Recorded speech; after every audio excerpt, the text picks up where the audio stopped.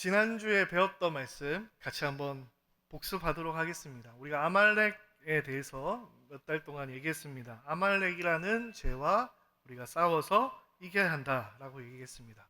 근데 그 싸움에서 우리가 이길 수 있는 방법은 먼저 합심하여서 기도해야 된다라고 배웠습니다. 모세와 아론과 훌이 함께 기도할 때에 이 전쟁에서 승리할 수 있었습니다. 그리고 두 번째로 이 아말렉과 전쟁에서 승리하기 위해서는 온전히 하나님의 말씀을 듣는 순종이 필요하다라고 나눴습니다. 사울왕을 함께 살펴보면서 온전히 하나님 말씀에 순종하는 것이 얼마나 중요한 것인가를 함께 살폈습니다. 그리고 지난주에는 우리가 하나님의 뜻대로 살기 위해서 지혜가 필요한데, 특별히 선과 악을 분별하는 지혜, 무엇이 하나님이 기뻐하신 뜻인지 분별하는 지혜가 필요하다라고 이야기했습니다. 기억이 나시는지 모르겠습니다. 오늘 이어서 지혜에 대해서 계속해서 배워보도록 하겠습니다. 우리가 선과 악을 분별하는 지혜, 하나님이 기뻐하시는 뜻이 무엇인지 깨닫는 지혜가 필요한데, 우리가 그 지혜를 소유하려면 어떻게 해야 되는지 오늘 살펴보도록 하겠습니다. 여러분, 지혜를 얻으려면 어떻게 해야 되나요? 우리가 지혜로워지려면 어떻게 해야 되나요? 책을 많이 읽어야 되죠. 또는 경험을 많이 쌓으면 지혜로워질 수 있습니다. 근데 역시 이 지혜는 타고나는 것이기도 하죠. 머리는 타고난다 이런 얘기도 있는데, 제가 초등학교 때, 국민학교 때 학교에서 IQ 테스트를 했어요. 요즘에는 하는지 모르겠는데 학교에서 IQ 테스트를 했습니다. IQ 테스트를 해서 제가 얼마가 나왔을까요? 별 관심이 없으시군요. 네. IQ 테스트를 했는데 저도 깜짝 놀랐어요. IQ가 146이 나온 거예요. 여러분 IQ 얼마인지 아시나요? 네. 그래서 나는 천재인가 보다 이렇게 생각했습니다. 그래서 실제로 그 영재교육원에서 저희 집에 찾아왔어요. 영재교육원 들어가야 된다고 테스트를 보러 왔습니다. 테스트 하시는 그 선생님이 저한테 세 문제를 냈어요. 세 문제를 제가 다 맞췄을까요? 틀렸을까요? 세 문제 다 틀려가지고 영재교육원에 들어가지 못했습니다. 나중에 알고 보니까 이 IQ 테스트가 오차 범위가 플러스 마이너스 20이더라고요. 그러니까 제가 IQ 120일 수도 있고 160일 수도 있는 거죠. 저는 140 넘는다고 믿고는 있는데, 네. 우리가 지혜를 얻으려면, 지혜로운 사람이 되려면 우리가 어떻게 해야 될까요? 성경에서 말하는 지혜를 얻는 법은 무엇일까요? 성경에서 말하는 지혜를 얻는 법은 생각보다 아주 간단합니다. 결론부터 오늘 이야기하자면, 우리가 지혜를 얻기 위해서는 지혜의 부름에 응답하면 됩니다. 어떻게 하면 된다고요? 지혜의 부름에 응답하면 됩니다. 무슨 말인지 잘 모르시겠죠? 이 지혜의 부름에 응답하는 것에 대해서 함께 한번 살펴보도록 하겠습니다. 성경을 보면 지혜는 우리에게 지혜를 주기 위해서 모든 것을 준비하고 부르고 있다라고 설명하고 있습니다. 오늘 본문 1절에 보면 이렇게 이야기합니다. 지혜가 그의 집을 짓고 7 기둥을 다듬고. 오늘 본문에는 마치 지혜가 사람인 것처럼 등장하고 있습니다. 그래서 이 지혜가 무엇을 하고 있냐면 집을 짓고 있습니다. 특별히 그 집의 기둥이 몇 개냐면 7개입니다. 기둥이 7개라는 의미는 일단 그 집이 크다라는 의미를 담고 있고 웅장하다라는 의미를 담고 있습니다. 또 다른 의미로 이 7이라는 숫자는 성경에서 완전한 숫자를 의미하기 때문에 완전한 집을 지혜가 짓고 있다라고 이야기하고 있습니다. 지혜가 지금 크고 완전한 집을 짓고 있습니다. 2절 말씀 여러분이 한번 읽을까요? 2절 말씀 읽겠습니다. 시작.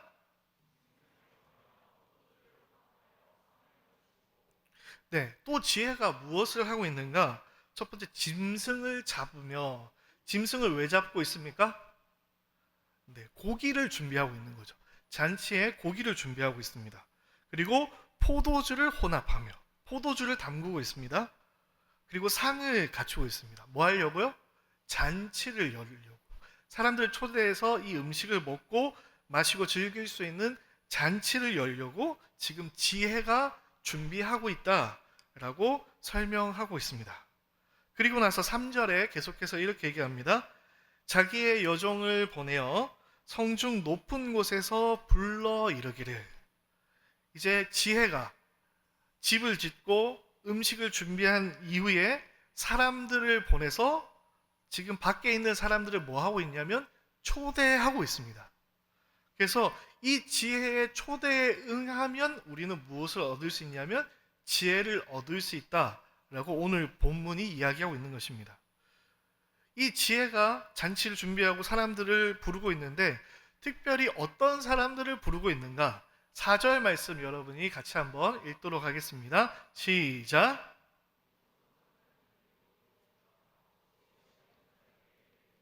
네, 여러분 점심 먹고 나서 졸릴 수 있으니까 한 번 더 큰 목소리로 4절 읽겠습니다. 시작.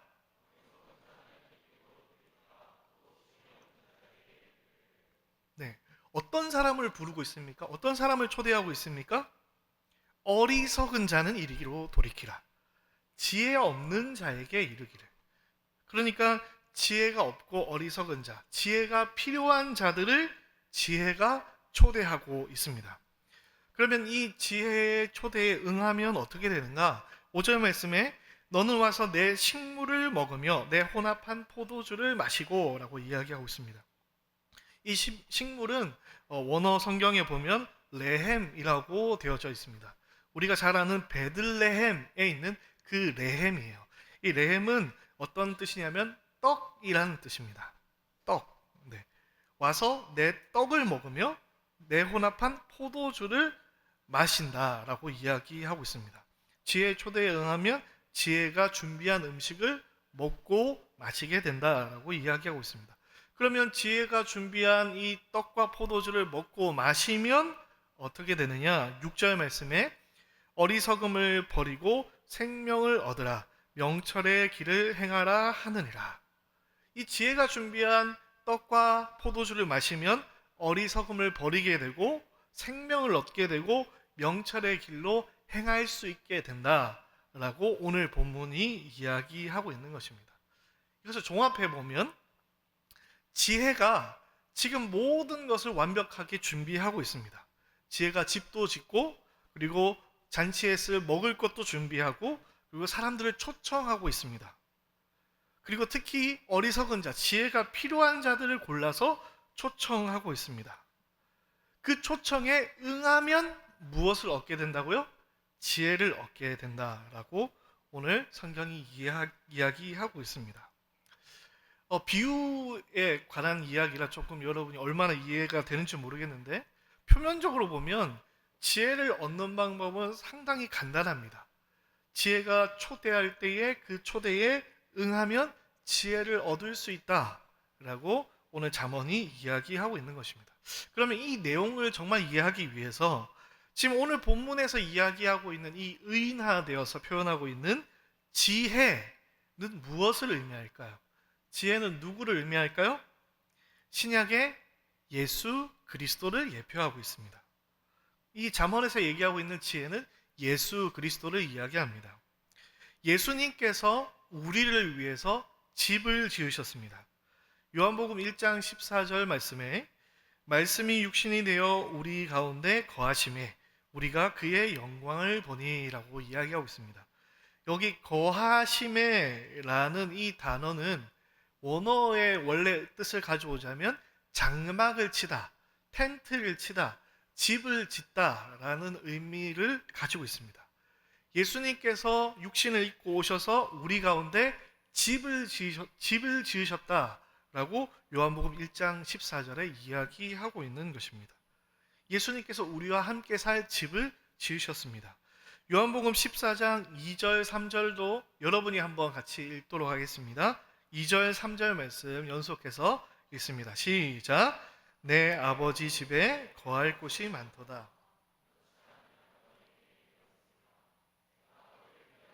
저를 예비하러 가노니 3절 말씀도 읽겠습니다. 가서 너희를 위하여 거처를 예비하면 내가 다시 와서 너희를 내게로 영접하여 나 있는 곳에 너희도 있게 하리라. 예수님께서 우리의 거처를 준비하시기 위해서 저 천국으로 가셨다라고 이야기하고 있는 것이죠. 예수님은 우리를 위해서 집을 지으시는 분입니다.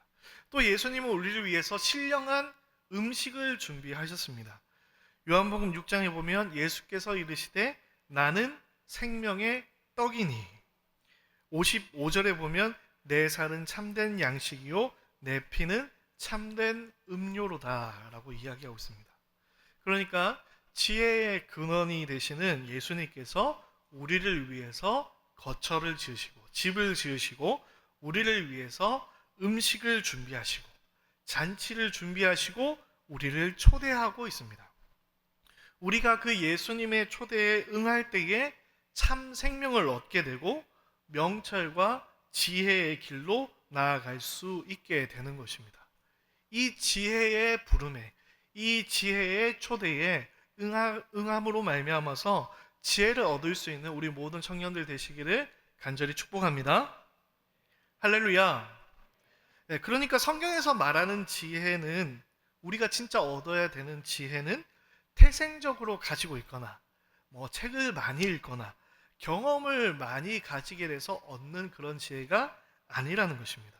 오직 지혜의 근원이신 예수 그리스도를 통하여서 우리는 그 지혜를 소유할 수 있음을 기억해야 되겠습니다. 마침 다음 주는 성찬식입니다. 우리가 예수님의 살과 피를 기념하는 이 떡과 잔을 나눌 때에, 이 성찬식에 나아갈 때 우리가 이런 마음으로 나아갔으면 좋겠습니다. 주님, 나의 삶의 주인이 되어주셔서 내가 이 떡과 잔을 마실 때에 내게 선과 악을 분별할 수 있는 지혜를 허락하여 주시옵소서. 내가 하나님의 나라의 백성답게 이 세상에서 명철의 길로, 지혜의 길로 행할 수 있도록 인도하여 주시옵소서라고 기도하면서 이 성찬에 참여하시는 우리 청년들이 되셨으면 참 좋겠습니다. 할렐루야. 네, 이 지혜의 초대에, 이 예수 그리스도의 초대에 응하시는 여러분이 되셨으면 좋겠습니다. 그런데 우리가 이 초대에 응해야 하는데, 이 초대에 응해야 지혜를 얻을 수 있는데, 이 초대에 응하는 것이 결코 쉽지만은 않습니다. 그 이유에 대해서 오늘 본문은 이렇게 이야기하고 있습니다. 첫 번째, 무엇이냐면 미련한 여인이 자기 길로 바로 가고 있는 행인들을 부르고 있다라는 것입니다. 13절부터 15절까지의 말씀을 제가 읽겠습니다. 미련한 여인들이 떠들며 어리석어서 아무것도 알지 못하고 자기 집 문에 앉으며 성읍 높은 곳에 있는 자리에 앉아서 자기 길을 바로 가는 행인들을 불러 이르되. 지혜가 우리를 초대했다고 했습니다. 그런데 지혜 말고 이 미련한 여인도 사람들을 초대하고 있습니다. 특별히 이 미련한 여인은 누구를 초대하고 있습니까? 자기 길로 바로 가고 있는 행인들을 초대한다 라고 이야기하고 있습니다. 그러니까 쉽게 얘기하면 지혜를 향하여서 나아가고 있는 자들, 예수님께 나아가고 있는 자들을 이 미련한 여인이 초대하고 있다, 부르고 있다라는 것입니다. 여러분, 예수님의 초대에 응하고 싶으십니까? 예수님께 정말 나아가고 싶으십니까? 우리는 다 예수님께 나아가고 싶을 겁니다. 그렇기 때문에 오늘 이 자리에 모였지 않습니까? 그런데 그런 사람을 누가 부르고 있냐면 미련한 여인이 불러 세우고 있다라는 사실을 우리는 기억해야 될 것입니다. 우리가 예수님께 나아가려 하려면 할수록 이 미련한 여인이 우리를 유혹하고 있습니다. 여기서 이 미련한 여인은 사탄의 세력을 의미합니다. 그런데 이 미련한 여인은 우리의 눈에는 무엇처럼 보이냐면 세상의 지혜처럼 보입니다.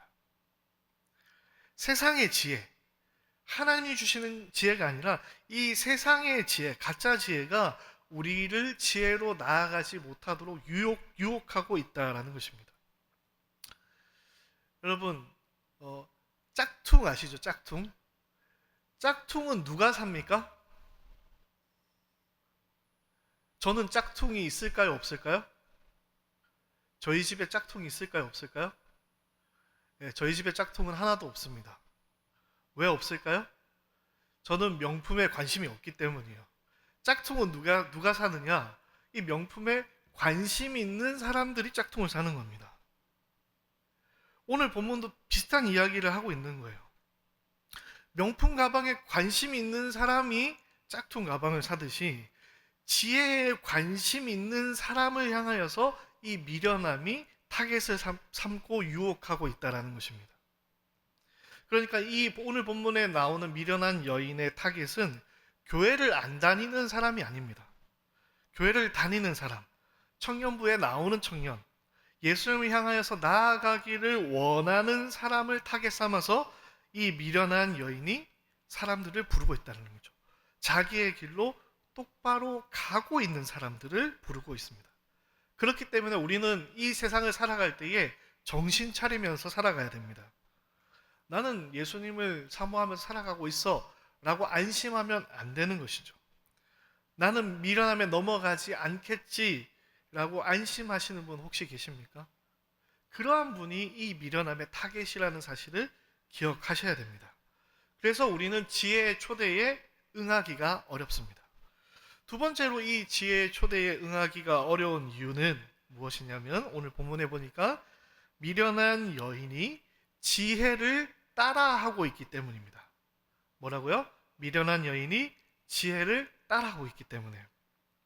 미련한 여인이 오늘 본문에서 어떻게 하고 있습니까? 14절에 자기 집 문에 앉으며 성읍 높은 곳에 있는 자리에 앉아서, 16절에 어리석은 자는 이리로 돌이키라, 또 지혜 없는 자에게 이르기를 도둑질한 물이 달고 몰래 먹는 떡이 맛이 있다 하는도다.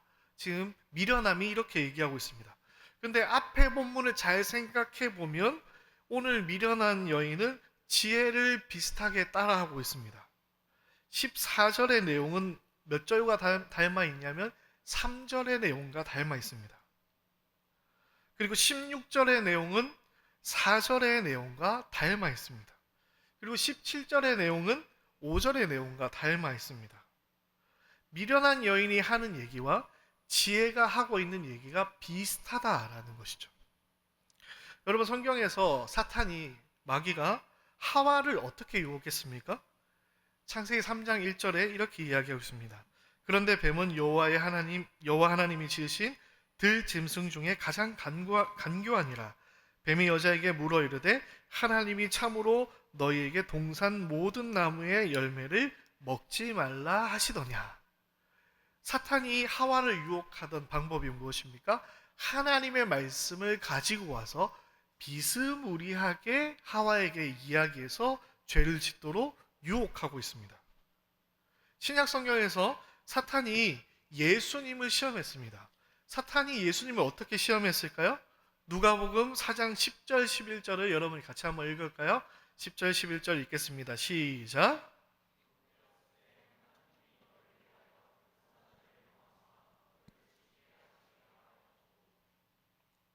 네.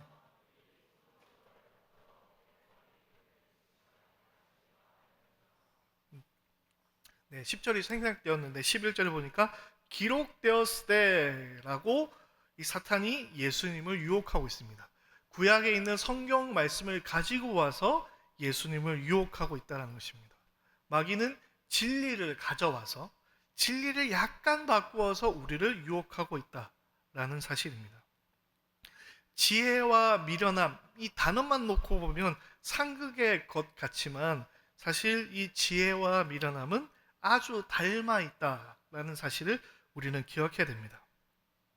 세상의 지혜와 하나님의 지혜는 매우 비슷하게 닮아 있다라는 것입니다. 우리는 무엇이 진짜 지혜인지, 무엇이 우리에게 필요한 지혜인지 구별하기가 어렵습니다. 여러분, 요즘에는 많이 없어졌는데 옛날에 제가 학창 시절에는 푸마 짝퉁이 엄청 많았어요. 혹시 사진이 준비되어 있으면 띄워주시면 좋은데, 제 얼굴 앞에 이렇게 띄워주셨는데, 네, 이렇게 대놓고 짝퉁이 많았습니다. 뭐 파마, 뭐 치마, 뭐 하마, 뭐 이런 거, 그쵸? 뭐 구찌도 아구찜 뭐 이런 거 나이키도 나이스 뭐 이런 것들 실제로 많았습니다. 이런 걸 딱 보면 진짜인지 가짜인지 구분이 됩니까 안 됩니까? 구분이 안 되시는 분 계시나요?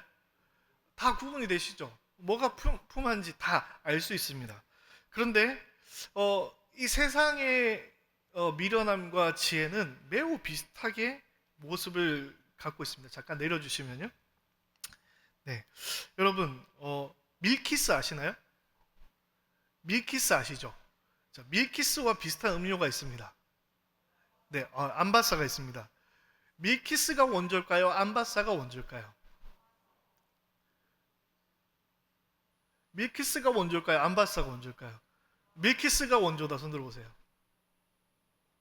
네, 안 드시면 안 되는데. 네. 암바사가 원조다. 잘 모르겠다. 네, 뭐가 원조일까요? 네, 암바사가 원조입니다. 네, 암바사가 훨씬 먼저 출시되었다라고 이야기하고 있습니다. 이 두 개를 가져 놓고 뭐가 원조냐라고 물으면 구별하기 어려운 거죠. 이것처럼 이 지혜와 미련함은 너무나도 닮아 있습니다. 구별하기가 어렵습니다. 특별히 오늘날 우리는 어떤 시대를 살아가고 있습니까? AI 시대를 살아가고 있잖아요. 이 AI 시대를 살아가는 우리는 더더욱 진짜와 가짜를 구별하기 어려운 시대를 살아가고 있습니다. 유튜브를 보면 이게 진짜 찍은 건지 가짜로 찍은 건지 생성해낸 건지 구별하기 어려운 시대가 되어버렸습니다. 유튜브에 나오는 그런 뉴스들을 보면 이게 진짜인지 가짜인지 구별하기 어려운 시대 속에 우리가 살아가고 있는 거죠. 이러한 시대 속에서 이게 진짜인지 가짜인지 구별하기 위해서는 전문가 수준 정도 되어야 그걸 사실 구별할 수 있는 것이죠. 오늘날 지혜와 미련함은 너무나도 구별하기 어렵다라는 것입니다. 그래서 이러한 특성 때문에 우리는 더더욱 지혜의 초대에 응하기가 어렵습니다. 세 번째로 우리가 이 지혜의 초대에 부응하기 어려운 이유는, 세 번째로 우리는 어리석은 자라는 사실입니다. 우리는 어리석은 자이기 때문에 지혜의 초대에 응하기가 어렵습니다. 지혜가 우리를 오늘 본문에서 초대하고 있는 이유는 무엇입니까? 4절 말씀에 보면 이렇게 이야기하고 있습니다. 4절 말씀에 어리석은 자는 이리로 돌이키라. 우리를 왜 초대하고 있습니까? 지혜가 우리가 어리석은 자이기 때문에 우리를 초대하고 있습니다. 그런데 반대로 미련한 여인이 우리를 부르는 이유는 무엇일까요? 16절 말씀에 이렇게 이야기하고 있습니다. 16절 말씀에 어리석은 자는 이리로 돌이키라. 지혜가 우리를 부르는 이유는 우리가 어리석기 때문이에요. 근데 미련함이 우리를 부르는 이유도 마찬가지입니다. 우리가 어리석기 때문입니다. 무슨 얘기일까요? 옛날에 뉴스에 나왔던 2016년도 기사를 제가 잠깐 한번 읽어드리겠습니다. 앵커가 이렇게 얘기했습니다. 주변 사람들에게 권유해서 휴대전화를 개통해주면 돈을 주는 다단계 방식 영업을 해온 업체들이 적발되었습니다. 피해자들은 쓸데없이 값비싼 단말기와 요금제를 구입해야만 했고 약속했던 돈도 대부분 받지 못했다고 합니다. 누구 기자가 취재했습니다. 기자가 얘기합니다. 여기는 서울의 한 휴대전화 다단계 판매 업체 사무실입니다. 판매원 100명이 교육을 듣고 있습니다. 인터뷰를 합니다. 이건 입을 벌리는 순간 사업이 시작됩니다. 제 돈 한 푼도 투자하지 않고도 무조건 성공합니다. 이건 절대 농담이 아닙니다. 다른 사람이 얘기합니다. 누군가가 휴대전화를 바꾸기만 하면 내 통장에 돈이 꽂히는 구조입니다. 지난달에 저는 2천만 원을 벌었어요. 이렇게. 이 기사의 제목이 무엇이냐면 SBS 뉴스인데 제목이 목사님, 교회 다니는 사람들이 사기 당하기 딱 좋아요가 기사 제목입니다. 여러분, 이런 다단계에서 여러분을 이렇게 유혹하면 여러분 넘어갈 것 같아요? 여러분, 자본 하나도 없어도 저를 따라오시면 한 달에 2천만 원씩 통장에 꽂힙니다 라고 하면 여러분 따라가시겠습니까? 안 따라가시겠습니까? 여러분 속으로 어느 그런 멍청한 놈이 그런 게 따라가나 라고 생각하고 계시죠? 그 멍청한 놈이 여기서 지금 설교를 하고 있습니다. 제가 여기 피해자 중에 한 명이었어요. 여러분, 나는 어리석지 않다고 생각해요. 나는 그걸 다 구별할 수 있다라고 생각합니다. 근데 실제로 우리는 어리석은 자라는 사실을 명심해야 됩니다. 우리는 어리석은 자라서 진짜 지혜와 미련함을 구별하지 못한다라는 사실을 우리는 반드시 기억해야 됩니다. 우리는 미련한 자이기 때문에 이 미련한 여인의 부름에 먹고 있는 것들이 무엇인지 알지 못합니다. 17절 말씀에 도둑질한 물이 달고 몰래 먹는 떡이 맛이 있다 하는도다. 이 미련함이 주는 음식을 먹습니다. 근데 18절에 오직 그 어리석은 자는 죽은 자들이 거기 있는 것과 그의 객들이 수월 깊은 곳에 있는 것을 어떻게 해요? 알지 못하느니라 라고 이야기하고 있습니다. 우리는 어리석어서 이 미련함이 주는 것이 무엇인지도 모르고 먹고 마신다 라고 오늘 잠언이 이야기하고 있는 것입니다. 우리 모두가 다 어리석은 자라고 오늘 본문이 기록하고 있습니다. 여러분 자만하지 마십시오. 여러분 스스로 지혜와 미련함을 구별할 수 있다고 자만하는 순간 이 미련함의 유혹에 넘어지게 된다는 사실을 여러분 반드시 기억하시기 바랍니다. 그러면 우리는 모두 다 어리석어서 무엇이 지혜이고 무엇이 미련함인지 구별하지 못한다고 했습니다. 우리는 그것을 구별할 수 없는데 어떻게 미련한 여인에게 나아가지 않고 지혜의 초대에 응하는 자들이 될 수 있을까요? 우리가 어떻게 해야 될까요? 그냥 찍어야 됩니까? 어차피 양쪽 둘 중에 하나니까 찍어서 가면 됩니까? 오늘 본문에 어리석은 자는 다 같은 어리석은 자가 아니라 두 가지 부류의 사람으로 나누어서 표현하고 있습니다. 우리는 다 어리석은 자인데 이 어리석은 자 안에 두 가지 부류의 사람이 있다라고 이야기하고 있습니다. 첫 번째 부류의 사람은 어떤 사람인가? 첫 번째 부류의 사람 7절 8절 말씀을 같이 한번 읽겠습니다. 시작. 거만한 자를 징계하는 자는 도리어 능욕을 받고 악인을 책망하는 자는 도리어 흠이 잡히느니라. 거만한 자를 책망하지 말라. 그가 너를 미워할까 두려우니라. 지혜 있는 자를 책망하라. 그가 너를 사랑하리라. 어리석은 자, 우리는 다 어리석은 자인데 그 어리석은 자 중에 첫 번째 부류의 사람이 어떤 사람이냐면 거만한 자입니다. 어리석은 자 중에 어떤 사람이 있다고요? 거만한 자가 있습니다. 이 거만한 자는 죄의 징계를 업신여기는 사람, 하나님을 두려워하지 않는 사람을 의미합니다. 여러분, 어리석은 자는 위험한 사람입니다. 그런데 진짜 더 위험한 사람은 어리석은데 거만한 사람이에요. 여러분, 수영을 못하는 사람이 물에 들어가면 위험하죠. 저는 수영을 잘 못하거든요. 수영 잘 못하는 사람이 물에 들어가면 위험합니다.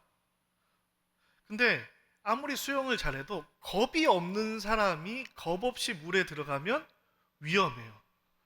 그래서 어떤 사람이 제일 위험한가?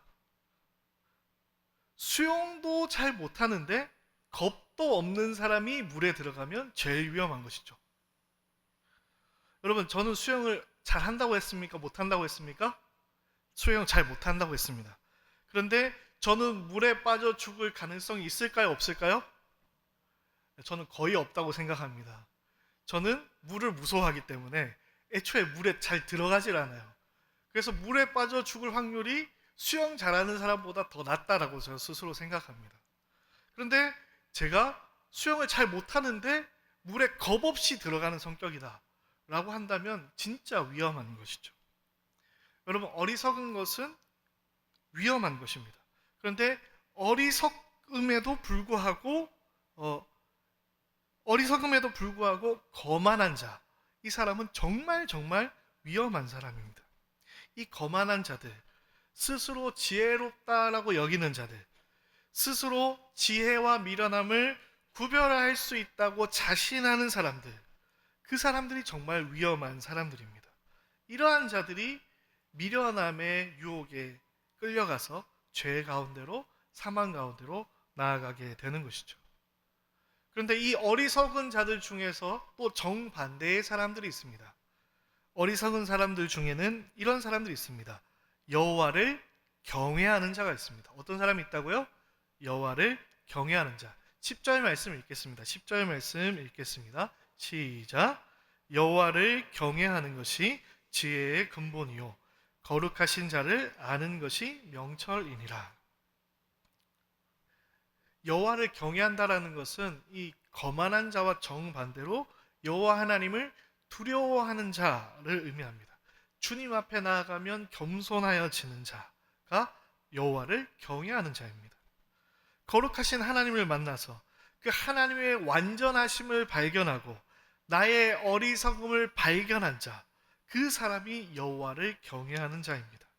그래서 이 사람은 자신의 어리석음을 버리고 지혜를 향하여서 나아갈 수 있게 되는 것입니다.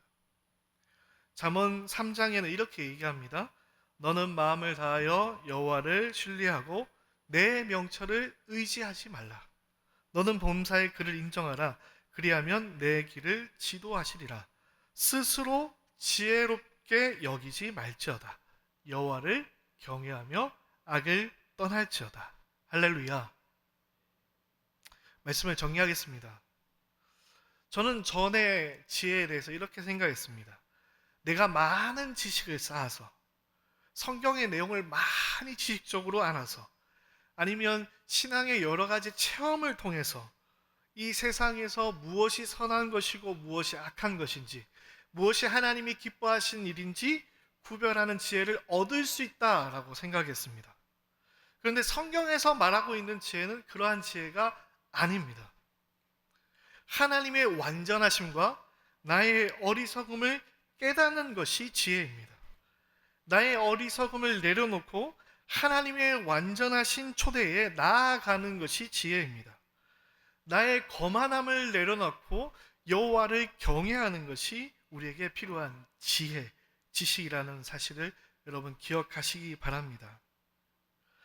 고린도전서 1장 24절을 읽고 오늘 말씀을 정리하겠습니다. 오직 부르심을 받은 자들에게는 유대인이나 헬라인이나 그리스도는 하나님의 능력이요 하나님의 지혜니라. 할렐루야. 오늘 이 시간 우리 모두에게는 지혜가 필요한 줄 믿습니다. 왜냐하면 우리 모두는 다 어리석은 자이기 때문입니다. 이런 어리석은 우리를 위하여서 예수 그리스도께서 우리를 위하여 집을 지으시고 우리를 위하여서 음식을 준비하시고 우리를 초대하고 계십니다. 그 예수님의 초대에 응하며 나아가시는 여러분이 되셨으면 좋겠습니다. 우리의 거만함을 내려놓고 하나님 앞에 나아갈 때에 여호와를 경외하는 마음으로 그 예수 그리스도의 초대에 응함으로 말미암아 지혜로운 삶, 이 땅에서 하나님이 기뻐하시는 뜻이 무엇인지 분별하는 삶을 살아가시는 우리 모든 청년들 되시기를 간절히 축복합니다. 할렐루야.